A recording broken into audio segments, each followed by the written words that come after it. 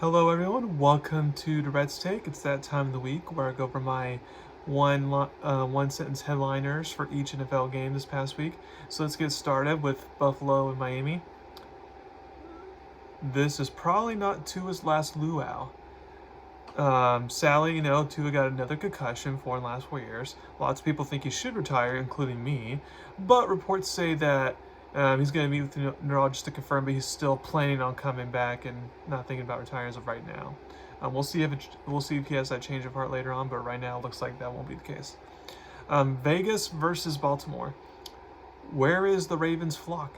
The Ravens defense, who was elite last year, have been most of the time MIA as Las Vegas just torched the Ravens secondary as Devontae Adams looked like his Green Bay from his Green Bay days, and Ricky Tight and Brock Bowers was too much to handle for them. The Ravens need to be able to take care of business and get a win at Dallas next week, because if not, then the wheels are going to fall off. Cleveland versus Jacksonville. The tale of two halves in Jacksonville.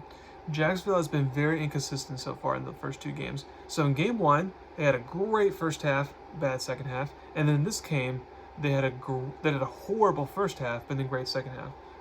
Unfortunately, in both cases, led to losses. The Jags need to find a way to be more consistent, or else it'll be very hard for them to make the playoffs. The Jets versus Titans. The first win of the Rodgers era. It was not always pretty, but the Jets got the first win for Aaron Rodgers. And the schedule is actually manageable over the next couple weeks. So if you're Aaron Rodgers and the Jets, you need to take advantage there while you still figure things out, because they're still far from perfect. San Francisco versus Minnesota. Darnold rewriting his history.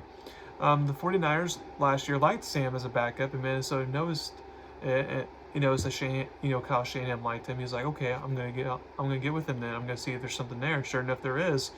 He's getting the best out of him, and maybe Darnold is having that like Geno Smith, Baker Mayfield like redemption story arc. We'll see if that continues to be the case. The Chargers versus Carolina. Not so sweet Carolina. Bryce Young continues to look bad, and he now is officially benched, which I'm actually not surprised about. And if he's going to go down, unfortunately, as one of the biggest busts ever. But if you're Carolina, you just had to make this move because, at least Andy Dalton's a veteran, and he can do more than what Bryce can apparently at this point. New Orleans versus Dallas. Alvin the Chipmunks dazzle in Jerry World. Alvin Kamara has been going off in the first two games of the season after a bad hit year for him last year by his standards. The offense with the new OC, Clint Kubiak, has been reborn, if you will. The Saints actually look like legit NFC contenders, which is crazy to think about. New York Giants versus the Commanders. Washington has the right Daniel. Daniel Jones actually didn't play horrible in this game per se, but Jalen Daniels is the quarterback you'd rather have in this case, even though he still has some things to figure out as a rookie, and he's still learning some things on the fly. But you can tell based on the talent, Jalen Daniels is the guy. Tampa Bay versus Detroit. No Lions on board, matey. Despite the defensive injuries for the Buccaneers, they kept the Lions' offense in check most of the afternoon when the offense has issues protecting Baker. Who would have thought that 2 games into the season, Tampa looks like the best team in Florida? Indianapolis versus Green Bay. Malik didn't puke all over himself, while Malik's center did puke all over the football. Malik Willis, filled in for Jordan Love, didn't, as they say, didn't vomit all over himself, was the perfect game manager, did what he needed to do to get out and get the win for Green Bay. The Rams versus Arizona. Arizona turns up the heat. As I predicted, the Rams' injuries would become a factor, and it would be too much to overcome, and I was right as Arizona took advantage and dominated.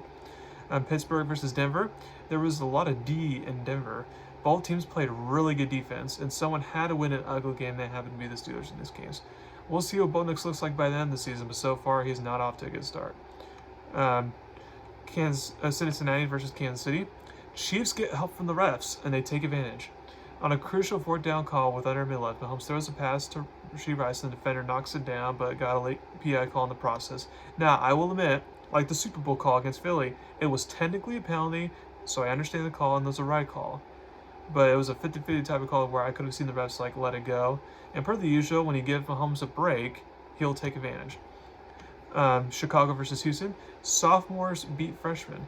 Both offenses struggled for a lot of this game, but it was the spectacularness of Stroud, the sophomore, in just those few moments where he just made the few extra plays that Williams didn't as a rookie, and that's why Houston won the game.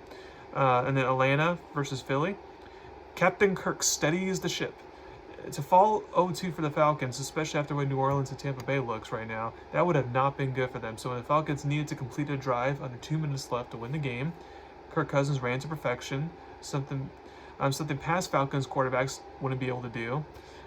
Good for the Falcons, although the coach's decisions of the Eagles, did help them to win this game as well.